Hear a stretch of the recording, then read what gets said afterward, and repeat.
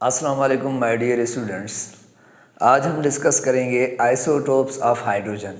ये last topic है इस चैप्टर का, तो हाइड्रोजन चैप्टर कंप्लीट हो जाएगा। ठीक है, आइसोटोप्स ऑफ हाइड्रोजन क्या है, आइसोटोप्स क्या है, सबसे पहले डिस्कस करेंगे। उसके बाद हाइड्रोजन के कितने आइसोटोप्स होते हैं और कौन कौन से आइसोटोप्स होते हैं और उनके सिंपल कैरेक्टरिस्टिक, उनके प्रॉपर्टीज़ क्या है, आज के लेक्चर में हम इसी पे डिस्कस करेंगे। आइसोटोप्स के बारे में अगर मैं आपको बताऊं, मैंने लिखा है the concept of isotopes. Isotopes हैं क्या और आइसोटोप्स का कंसेप्ट सबसे पहले किसने दिया? आइसोटोप्स का सबसे पहले जो कंसेप्ट दिया था उसका नाम था सोडे। सोडे एक साइंटिस्ट था, ठीक है, जिसने सबसे पहले आइसोटोप्स का कंसेप्ट दिया था। ठीक है, उसने कहा, उसने ऑब्जर्व किया कि दुनिया के अंदर एक ही एलिमेंट के डिफरेंट एटम डिफरेंट मास वाले एग्जिस्ट करते हैं। डिस्कवर नहीं किए थे, जस्ट उसने एक कंसेप्ट दिया था, एक आइडिया दिया था उसने, ठीक है, सोडे ने। तो सबसे पहले जो कंसेप्ट जो आइसोटोप्स के बारे में बताया था वो उसका नाम था सोडे। ठीक है, ये next, the first isotopes was discovered by J Thomson. और आइसोटोप्स जो सबसे पहले डिस्कवर किए, जो फाइंड किए थे, उसका नाम था जे थॉमसन। तो J Thomson he was working on the neon gas. J Thomson neon gas पे एक्सपेरिमेंट कर रहा था, वर्किंग कर रहा था। तो नियॉन गैस के ऊपर एक्सपेरिमेंट करते करते, वर्किंग करते करते इन्हें नियॉन के ही आइसोटोप्स डिस्कवर हुए। तो जब जे थॉमसन ने बेसिकली इसके जो आइसोटोप्स थे नियॉन के, वो जे थॉमसन ने डिस्कवर किया। वो नियॉन गैस पे वर्किंग कर रहा था। उस वर्किंग के दौरान इन्होंने देखा कि नियॉन के जो डिफरेंट टाइप ऑफ एटम्स होते हैं, मींस सेम एलिमेंट के, सेम ही नियॉन गैस के डिफरेंट टाइप ऑफ एटम्स होते हैं जिनका मास अलग अलग होता है। तो ये जे थॉमसन ने बताया था। अगर आपसे पूछे कि आइसोटोप्स को डिस्कवर किसने किया था सबसे पहले, तो जे थॉमसन। और उसने तो सिर्फ कंसेप्ट दिया था ना, डिस्कवर इसने किया था। ठीक है, तो फर्स्ट आइसोटोप जो डिस्कवर थे वो जे थॉमसन ने। अच्छा, सबसे पहले किसके आइसोटोप्स डिस्कवर थे? नियॉन गैस के। ठीक है, तो हम क्योंकि फर्स्ट अगर इन्होंने डिस्कवर नियॉन के ऊपर वर्किंग करके डिस्कवर, तो इससे क्लियर हो रहा है कि सबसे पहले नियॉन गैस के ही आइसोटोप्स डिस्कवर हुए हैं। ठीक है, चलें, आइसोटोप्स की डेफिनेशन क्या है? Atoms of same element having same atomic number different mass number are known as isotopes. ऐसे एटम्स सेम एलिमेंट के जिनका एटॉमिक नंबर सेम हो, मास नंबर चेंज हो। क्या चेंज हो? मास नंबर चेंज हो।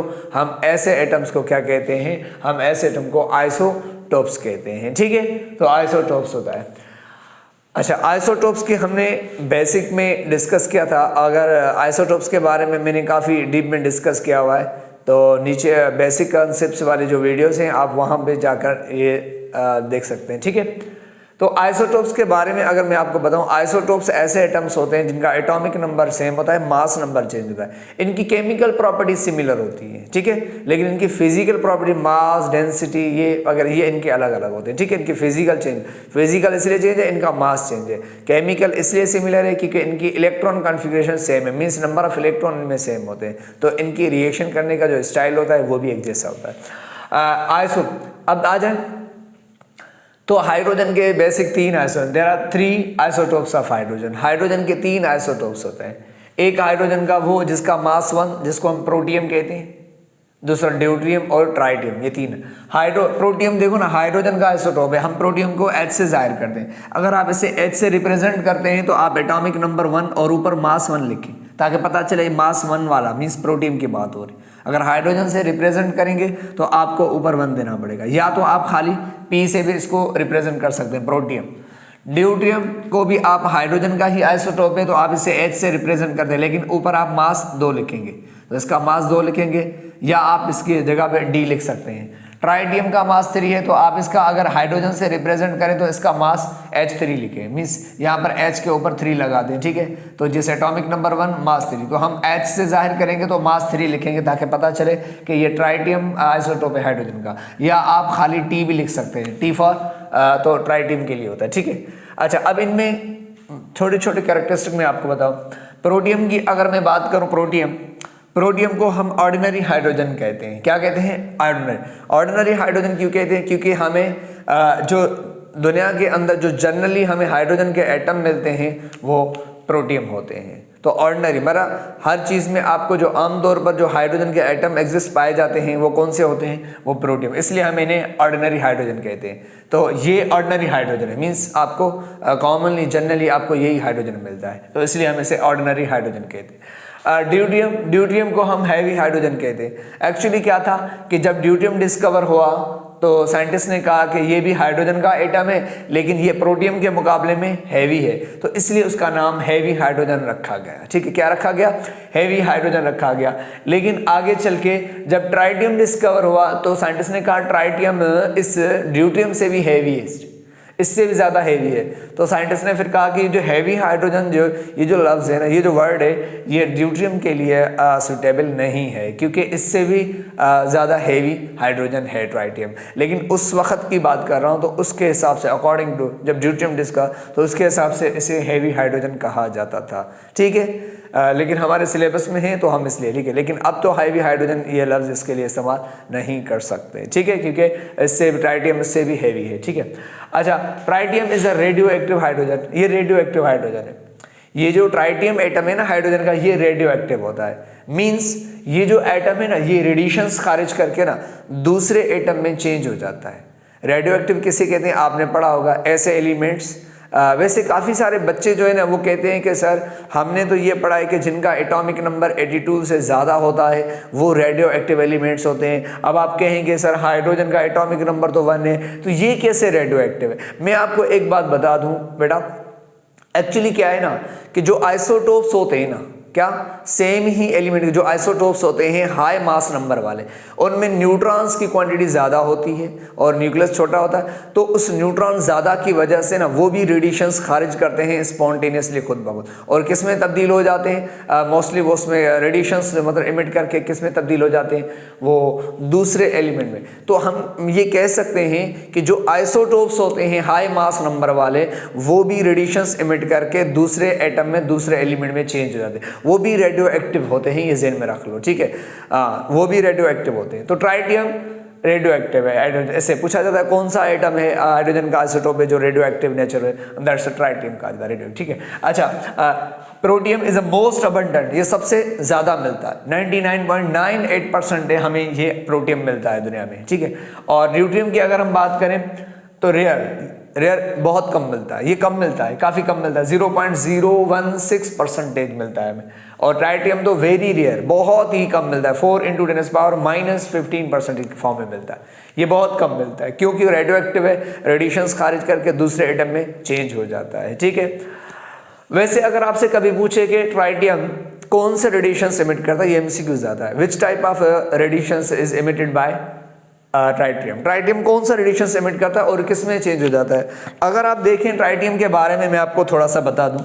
ट्राइटियम है ना, ये ट्राइटियम है, अगर आप बताएं ये ट्राइटियम, इसको मैं अगर हाइड्रोजन से लिखूं, H से लिखूं तो भी कोई मसला नहीं। ठीक है, मान लो ये हाइड्रोजन का एटम है ट्राइटियम, इसका एटॉमिक नंबर 1 है और इसका मास नंबर 3। ठीक है, आपको पता है इसके पास एक प्रोटॉन है, 2 न्यूट्रॉन होते हैं। ठीक है, चलो मैं आपको थोड़ा सा पहले प्रोटॉन न्यूट्रॉन के बारे में बता दूं, फिर मैं आपको ये बता रहा हूँ कि ये ट्राइटियम हाइड्रोजन कौन सा रेडिएशन इमिट करता है और किस एटम में चेंज हो जाता है, इस पर मैं बता। वैसे आपको पता है प्रोटियम में एक प्रोटॉन होता है, एक इलेक्ट्रॉन होता है और न्यूट्रॉन नहीं होता प्रोटियम में। तो ये वो एटम है हाइड्रोजन का जिसमें न्यूट्रॉन नहीं होता, इसलिए हम इसे कहते हैं न्यूट्रॉन फ्री एटम। तो ये न्यूट्रॉन फ्री एटम होता है। ठीक है, और हमने कहा एटॉमिक नंबर प्रोटॉन का बना होता है, तो उसमें एक प्रोटॉन है तो उसका एटॉमिक नंबर 1 है, Z मीन्स एटॉमिक नंबर। और इसका मास नंबर क्या होता है प्रोटियम का? वो भी 1 होता है, क्योंकि मास नंबर प्रोटॉन और न्यूट्रॉन से बनता है, यहाँ तो सिर्फ प्रोटॉन है, न्यूट्रॉन नहीं है, तो उसका मास नंबर भी 1। तो ये वाहिद एटम है जिसका एटॉमिक नंबर और मास नंबर क्या है? इक्वल होता है। बाकी दुनिया में कोई और ऐसा एटम नहीं है जिसका मास और एटॉमिक नंबर इक्वल हो, ये वाहिद। ठीक है, अच्छा, दूसरी ड्यूटियम में प्रोटॉन एक होता है और आपको पता है जितने प्रोटॉन होते हैं इलेक्ट्रॉन, प्रोटॉन एक, इलेक्ट्रॉन एक और न्यूट्रॉन भी एक होता है। तो आपसे अगर पूछा जाए वो कौन सा आइसोटोप है हाइड्रोजन का जिसमें प्रोटॉन, इलेक्ट्रॉन, न्यूट्रॉन तीनों का रेशो इक्वल हो, तो इनमें रेशो इक्वल होता है तीनों। ठीक है, अच्छा, एटॉमिक नंबर इसका प्रोटॉन 1 है तो एटॉमिक नंबर, मास नंबर इसका 2 है क्योंकि एक प्रोटॉन है एक न्यूट्रॉन है, तो प्रोटॉन न्यूट्रॉन को मिला के मास नंबर 2 बनता है। ठीक, ट्राइटियम की अगर हम बात करें तो ट्राइटियम में एक प्रोटॉन होता है और एक ही इलेक्ट्रॉन होता है। ठीक है, तो इसमें न्यूट्रॉन क्या होते हैं, 2 होते हैं, तो इसमें न्यूट्रॉन 2 होते हैं, ठीक है। तो न्यूट्रॉन ज्यादा किसमें, ट्राइटियम के अंदर होता है। और तो इसका एटॉमिक नंबर 1 है, मास नंबर इसका 3 है, क्योंकि एक प्रोटॉन 2 न्यूट्रॉन को मिला तो 3 मास बनता है, तो इसका मास नंबर 3 है। अच्छा, मास नंबर को ना हम न्यूक्लियॉन नंबर भी कहते हैं, ये मैंने बेसिक में पढ़ा चुका हूँ, न्यूक्लियॉन नंबर। तो अगर आपसे पूछे कि ट्राइटियम का न्यूक्लियॉन नंबर क्या है, तो आप इसे न्यूक्लियॉन नंबर भी टर्म्स दे सकते हैं, कि this is also called, mass number की जगह पे आप न्यूक्लियॉन नंबर भी कह सकते हैं, ठीक है। तो ये भी काफी बेसिक चीज है। तो न्यूक्लियॉन नंबर इसका, तो हम ये भी तो कह सकते हैं ना, ऐसे एटम जिनका एटॉमिक नंबर सेम हो, न्यूक्लियॉन नंबर चेंज हो, मींस मास नंबर को ही न्यूक्लियॉन नंबर कहा जाता है, ठीक है। अच्छा, ये आप मुझे बताएं कि इनका मास चेंज क्यों हो रहा है, कौन से पार्टिकल की वजह से, न्यूट्रॉन, इसमें न्यूट्रॉन नहीं है, इसमें एक है, इसमें। तो हम ये भी तो कह सकते हैं ऐसे एटम जिनका एटॉमिक नंबर सेम हो, नंबर ऑफ न्यूट्रॉन चेंज हो, न्यूट्रॉन चेंज होगा तो मास नंबर चेंज होता है, हम ऐसे एटम्स को भी आइसोटोप्स कहते हैं। तो डेफिनेशन स्टेटमेंट में किसी भी टाइप की दे सकता है, आपका कंसेप्ट क्लियर होना चाहिए, ठीक है। तो ऐसे एटम जिनका nuclear number change, mass nuclear number change, atomic number same, या नंबर ऑफ न्यूट्रॉन डिफरेंट है, एटॉमिक नंबर सेम, या मास नंबर चेंज है, atomic number same, they are said, वो सब क्या कहलाते हैं, वो आइसोटोप्स कहलाते हैं, ठीक है। बात देखिए, अच्छा अब चलें, अब हमने कहा जो ट्राइटियम है ना, इसके अंदर 2 न्यूट्रॉन होते हैं और एक प्रोटॉन होता है, ठीक है, और इसमें मास नंबर 3 होता है। तो आपको पता है कि ये जो हाइड्रोजन होता है ना, ये बेसिकली हाइड्रोजन क्या करता है, ट्राइटियम हाइड्रोजन, ये क्या करता है ना, ये एक, आपको पता है ना न्यूट्रॉन, आपको ये भी पता होना चाहिए कि जो न्यूट्रॉन होते हैं उसमें 2 पार्टिकल्स होते हैं ज़्यादातर। न्यूट्रॉन में एक इलेक्ट्रॉन होता है, ठीक है, और दूसरा इसमें प्रोटॉन होता है, ठीक है। तो यहाँ पे प्रोटॉन होता है, ठीक है। तो प्रोटॉन और इलेक्ट्रॉन का बना होता है न्यूट्रॉन, मैं आपको बता दूं, प्रोटॉन और इलेक्ट्रॉन का बना होता है न्यूट्रॉन। तो इसके पास 2 न्यूट्रॉन होते हैं, 2 न्यूट्रॉन। तो हाइड्रोजन, ये जो ट्राइटियम है ना, ट्राइटियम ये क्या करेगा, ये एक इलेक्ट्रॉन मतलब बीटा रेज निकालेगा, क्या निकालेगा, ये बीटा रेज यहाँ से निकालेगा, मीन्स हम कह सकते हैं कि ये बीटा रेज। तो ये ट्राइटियम क्या करता है, बीटा रेडिएशन। और बीटा कहाँ से निकालेगा, वो जो न्यूट्रॉन है ना, इसके पास 2, एक न्यूट्रॉन को स्प्लिट करेगा, तोड़ेगा, तो न्यूट्रॉन को तोड़ेगा और उसमें से बीटा रेज, इलेक्ट्रॉन वाला हिस्सा वो इमिट कर देगा, बीटा रेज की फॉर्म में निकाल देगा। तो इसका ये इलेक्ट्रॉन वाला हिस्सा, न्यूट्रॉन टूटेगा, इसका 2 न्यूट्रॉन है, एक टूट जाएगा, टूटने से इसका एक जो इलेक्ट्रॉन वाला हिस्सा है बीटा, वो बीटा की फॉर्म में निकल जाएगा। तो बाकी क्या बचेगा, प्रोटॉन, और प्रोटॉन एक अपने पास भी है, तो 2 प्रोटॉन हो जाएंगे, प्रोटॉन 2 हो जाएंगे तो एटॉमिक नंबर 2 बन जाए। तो फिर हाइड्रोजन किस में चेंज हो जाएगा, फिर हाइड्रोजन हो जाएगा हीलियम, और इसका एटॉमिक नंबर 2 हो जाएगा। और मास नंबर इसका कितना हो जाएगा, इसका मास नंबर 3, क्योंकि मास नंबर में 2 प्रोटॉन और 1 न्यूट्रॉन बचेगा, तो हम मास नंबर इसका 3 हो जाए। तो मुझे आप बताएंगे कि ये भी एमसीक्यू आ सकता है कि जब हाइड्रोजन कौन से रेडिएशन इमिट करता है, बीटा रेज, ये याद रखना, ठीक है। और दूसरा किस में चेंज होता है, बीटा रेज इमिट करने के बाद हीलियम में चेंज हो जाता है, ठीक है। तो चलें उसके बाद ट्राइटियम की हाफ लाइफ कितनी है, 12.5 ईयर्स, कुछ 12 ईयर्स भी लिखते हैं, तो अराउंड यही है, ठीक है। तो 12.5 ईयर्स है।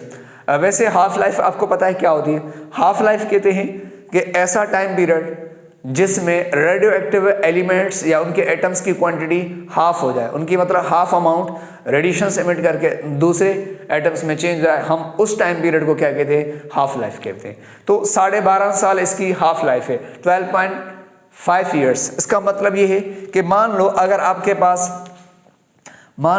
आपके पास 40 ट्राइटियम के एटम्स है, कितने हैं, 40 ट्राइटियम के एटम है, ठीक है, 40 ट्राइटियम के एटम है। तो आपको पता है 12.5 साल के बाद आपको पता है ये ट्राइटियम रेडिएशंस इमिट करके दूसरे एटम में चेंज हो जाते हैं। तो मैंने यहाँ लिखा है 12.5 ईयर्स, तो 12.5 ईयर्स 12.5 साल के बाद ना ये जो 40 ट्राइटियम मीन्स हाइड्रोजन के एटम है, ये 12.5 साल के बाद हाफ हो जाते हैं। इनमें से आधे एटम रेडिएशंस इमिट करके किस में चेंज जाते हैं, हाफ हो जाती है इनके अमाउंट, ठीक है, ये 20 ट्राइटियम बन जाते हैं। फिर हमने कहा कि 12.5 साल के बाद फिर क्या होगा कि 12.5 साल के बाद ना फिर इनमें से 20 में से 10 रेडिएशन इमिट करके दूसरे एटम में चेंज हो जाएंगे, तो ये भी 12.5 ईयर्स हो जाएगा। फिर हमने कहा कि उसके बाद फिर 10 बचेंगे, फिर 12.5 साल के बाद फिर इनकी क्वांटिटी कितनी हो जाएगी, 5 हो जाएगी। तो कहने का मतलब ये है कि हाफ लाइफ कहते हैं ऐसा पीरियड, टाइम पीरियड जिसमें रेडियो एक्टिव्स की जो अमाउंट है ना वो हाफ हो जाए रेडिएशन इमिट कर। तो हमने कहा 40 है, 12.5 साल के बाद इनके आधे एटम से रेडिएशन एमिट करते हैं, बाकी आधे बचते हैं। ठीक, 12.5 साल। ये साइंटिस्ट ने एक्सपेरिमेंटली ये प्रूव किया है कि 12.5 साल मतलब कि वो उस टाइम पीरियड को जिसमें रेडियो एक्टिव जो एलिमेंट्स होते हैं उनकी अमाउंट हाफ हो जाती है, तो उस टाइम पीरियड को साइंटिस्ट ने हाफ लाइफ नाम दे दिया, तो उसे हम हाफ लाइफ कहते हैं। 12.5 ईयर्स के बाद इसकी हाफ लाइफ 12.5 ईयर्स है, तो इसका मतलब है कि ये 12.5 साल के बाद 12.5 ईयर्स के बाद इसकी अमाउंट आधी हो जाती है हाइड्रोजन। 40 होंगे तो 20 बन जाएगा, फिर 12.5 साल के बाद फिर इनमें से और आधे हो जाएंगे, मैंने हर 12.5 साल के बाद 12.5 ईयर्स के बाद इनकी अमाउंट हाफ होती जाती है। ठीक है, तो ये ज़हन में रखना। तो हाफ लाइफ का भी पूछ सकता है तो आराम होगा। तो ये थे basic concept of the isotopes of hydrogen के बारे में। ठीक है, इंशाल्लाह फिर हम नेक्स्ट चैप्टर स्टार्ट करेंगे एस ब्लॉक, तो उसके बारे में काफ़ी डीप में डिस्कस करेंगे। ठीक है, थैंक यू वेरी मच।